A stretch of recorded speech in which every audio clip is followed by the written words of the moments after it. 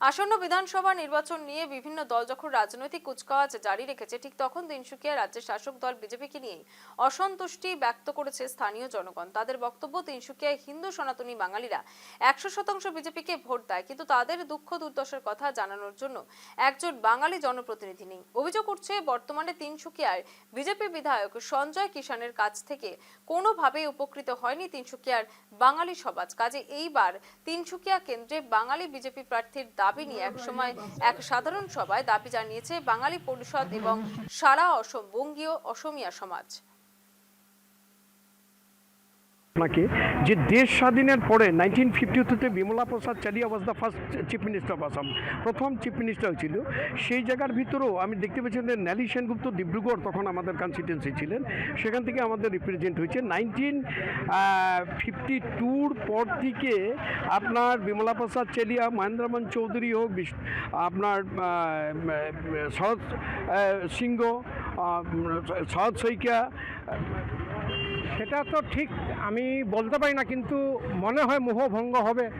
কারণ সমাজ পুরো বাঙালি সমাজরাই ওরাই চাইতেছে যে এইবার অন্ততপক্ষে 2026-এ একজন বাঙালি প্রতিনিধি হোক।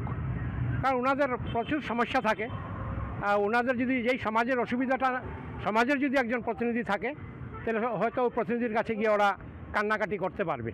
কিন্তু ওদের একবারে তিনসুকিয়ায় 90,000 বাঙালি ভোটার চান বাঙালি বিজেপি প্রার্থী, সেই ছবি উঠে আসছে। বাঙালি বিজেপি প্রার্থীর দাবি নিয়ে সাধারণ সভা। সরাসরি চলে যাবো, আমাদের সঙ্গে রয়েছেন আমাদের প্রতিনিধি অভিজিৎ ঘোষ বিশ্বাস। অভিজিৎ, বাঙালি বিজেপি প্রার্থী তিনি 90% একেবারে ভোট চাইছেন, একই সঙ্গে তার দাবি রয়েছে বাঙালি সংগঠনের নেওয়ার সিদ্ধান্ত। অর্থাৎ তিনসুকিয়ায় বাঙালিরা কতটা এক্ষেত্রে আরো মানে কতটা সক্রিয়, কি জানতে পারছো? নিশ্চিতভাবে শোনো, দেখো একটি কথা বলতে হবে যে তিনসুকিয়া যে বিধানসভা সমষ্টি, 86 নম্বর তিনসুকিয়া বিধানসভা সমষ্টি, যদি বলা হয় তো তিনসুকিয়া বিধানসভা সমষ্টিতে প্রায় 1,65,000 এখানে ভোটার রয়েছে। এবং এর বিপরীতে এই 1,65,000 ভোটারের বিপরীতে যে 90,000-এরও বেশি যে ভোটার রয়েছে, সেই ভোটার রয়েছে যে সনাতনী হিন্দু বাঙালি। এবং এই যে সনাতনী যে হিন্দু বাঙালিরা রয়েছে, সেই সনাতনী হিন্দু বাঙালিরা তারা একটি জনসভা আয়োজন করে, একটি সাধারণ সভা আয়োজন করে। এই সাধারণ সভাতে তারা একটি দাবি উত্থাপন করে যে 90,000 যেখানে সংখ্যাগরিষ্ঠ রয়েছে, যে যারা রয়েছে হিন্দু সনাতনী বাঙালিরা রয়েছে, যে এইবার 2026 যে নির্বাচন, সেই 2026 নির্বাচনে একজন বাঙালিকে এখানে প্রার্থিত্ব প্রদান করার জন্য যে বিজেপির তরফ থেকে, কেন কি একটি কথা তারা উল্লেখ করেছে যে যারা সনাতনী বাঙালিরা রয়েছে, হিন্দু বাঙালিরা, তারা সর্বদা তারা বিজেপির পক্ষে তারা ভোট দিয়ে থাকে, বিজেপির কথা তারা চিন্তা করে থাকে। কিন্তু এই ক্ষেত্রে বিজেপি এইখানে যে সংখ্যাগরিষ্ঠ আছে বাঙালিরা, তাদের কথা একবারও তারা চিন্তা করে না। যার জন্য এই যে জনসভা, সেই জনসভাতে সমস্ত যারা বাঙালি সমাজ, বাঙালি সমাজ উঠে আসে এবং তাদেরকে নেতৃত্ব দেয় যে বঙ্গীয় অসমিয়া সমাজ এবং তার সঙ্গে বাঙালি পরিষদ, এই দুইটি সংগঠন তাদেরকে নেতৃত্ব দেয়। এবং তারা বলে থাকে যে অসমে যে প্রায় 25টি যেখানে সংখ্যাগরিষ্ঠ আছে, 25টি এমন কিছু সমষ্টি আছে, সেই সমষ্টিতে যে বাঙালিরাই সেখানে সংখ্যাগরিষ্ঠ। এবং তার ভিতর তিনসুকিয়া একটি বৃহৎ সংখ্যাগরিষ্ঠ এলাকা। যেহেতু এখানে যেখানে বাঙালির যে এখানে যে জনসংখ্যা বেশি, তাই জন্য এখানে একজন বাঙালিকে এখানে প্রার্থিত্ব প্রদান করা হোক। এবং বিজেপি এই নিয়ে একবারও চিন্তা করছে না, যার দরুন হয়তো বিজেপির প্রতি যে বাঙালিদের যে মোহ, যে সেই মোহ ভঙ্গ হবে। কেন কি বর্তমানে যে বিজেপির যে বিধায়ক রয়েছে সঞ্জয় কিষান, তারা একমুখে বলেছে যে সঞ্জয় কিষানের যে বাঙালির প্রতি যে কাম কাজ, সেই কাম কাজ নিয়ে তারা সন্তুষ্ট নয় এবং সঞ্জয় কিষানের কাছে গেলে বাঙালিরা তেমন উপকৃত হয় না। যার জন্য বাঙালির কথা শোনার জন্য, বাঙালির দুঃখ শোনার জন্য, বাঙালির বিভিন্ন যে আবেগ অনুভূতি, সেইগুলি বুঝার জন্য একজন এখানে বাঙালি প্রতিনিধিত্ব চাই।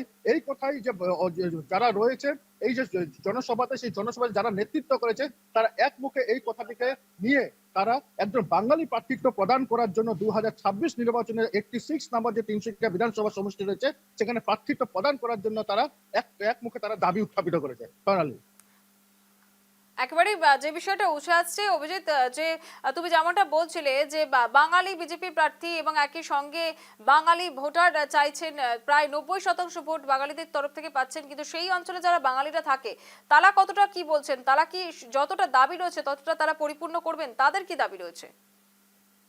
নিশ্চিতভাবে দেখো, যারা এখানে বাঙালিরা রয়েছে তাদেরও একই দাবি।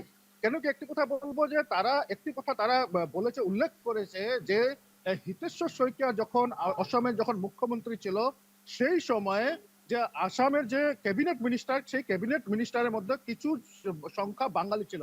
যদি বলা যায় যে বরাক উপত্যকা ছাড়া যদি ব্রহ্মপুত্র উপত্যকার কথা বলা হয়, তাহলে ব্রহ্মপুত্র উপত্যকা থেকে প্রায় একজনও তেমন কোনো বাঙালি প্রতিনিধি নেই যারা কেউ একজন যে মিনিস্টার লেভেল অব্দি যারা পৌঁছায় বা যারা ক্যাবিনেট মিনিস্টার অব্দি পৌঁছায়, তেমন কোনো একজন নেই। কিন্তু এই ব্রহ্মপুত্র উপত্যকায় এমন 25টি আসন রয়েছে যেখানে সংখ্যাগরিষ্ঠ বাঙালি।